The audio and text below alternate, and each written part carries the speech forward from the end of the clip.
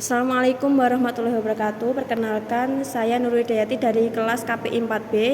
Saya di sini ingin mempresentasikan tentang metode penelitian kualitatif. Yang pertama, apa itu penelitian kualitatif? Penelitian kualitatif adalah sebuah metode penelitian yang digunakan untuk memahami makna, pandangan, dan pengalaman seseorang atau kelompok terhadap suatu peristiwa atau fenomena tertentu. Tujuan utama dari penelitian ini bukan hanya untuk menghitung statistik, melainkan untuk memahami secara mendalam bagaimana orang berpikir, merasakan, dan bertindak dalam konteks kehidupan mereka sehari-hari. Selanjutnya, apa itu riset? Riset adalah kegiatan mencari, menyelidiki, atau mempelajari sesuatu secara sistematis untuk menemukan pengetahuan baru atau memahami sesuatu lebih dalam. Jenis-jenis penelitian kualitatif: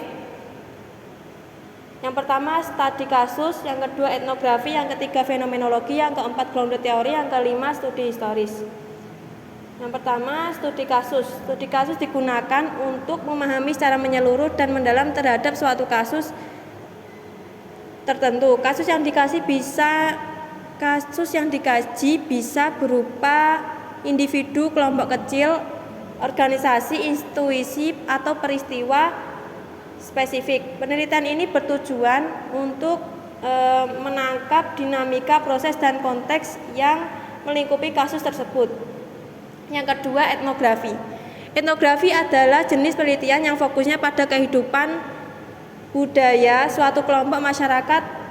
Peneliti biasanya tinggal bersama komunitas tertentu dalam waktu tertentu, melakukan observasi partisipatif, serta berinteraksi langsung untuk memahami kebiasaan, nilai, dan struktur sosial mereka. Yang ketiga, fenomenologi. Fenomenologi bertujuan untuk menggali pengalaman pribadi dan subjektif seseorang terhadap suatu peristiwa atau fenomena tertentu. Fokusnya adalah pada makna yang disampaikan oleh individu terhadap pengalaman tersebut, bukan hanya pada fakta objektif.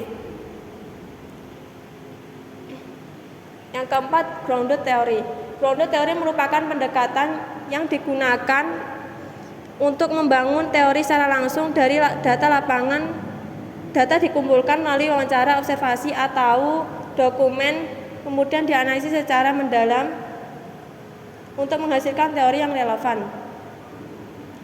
Yang kelima, studi historis.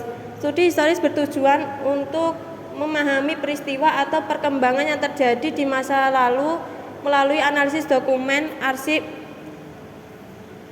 dan catatan sejarah. Metode ini digunakan untuk menelusuri perubahan sosial, kebijakan, atau dinamika organisasi dan dalam periode tertentu. Karakteristik penelitian kualitatif. Yang pertama, naturalistik.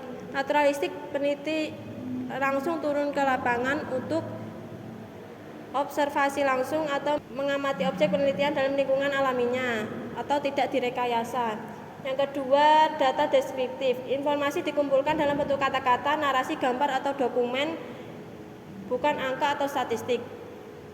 Yang ketiga, fokus pada makna. Penelitian ini berusaha untuk memahami makna yang diberikan partisipan terhadap pengalaman mereka, bukan hanya dari perilaku yang tampak. Desain fleksibel. Rancangan penelitian dapat berubah dengan temuan di lapangan. Peneliti dapat menyesuaikan pertanyaan berdasarkan kondisi. Yang kelima, peneliti sebagai instrumen utama. Peneliti yang mengumpulkan data dan menganalisis data sehingga kepekaan, keterampilan, dan objektivitas peneliti sangat berpengaruh. Yang keenam, analisis induktif. Kesimpulan diperoleh dari pengolahan data yang ditemukan di lapangan, bukan dari teori yang sebelumnya. Yang ketujuh, perspektif partisipan. Penelitian berusaha menangkap pandangan, nilai, dan pengalaman dari sudut pandang orang yang diteliti, bukan dari perspektif peneliti semata. Sekian presentasi dari saya. Jika ada kurang lebihnya mohon maaf. Wassalamualaikum warahmatullahi wabarakatuh.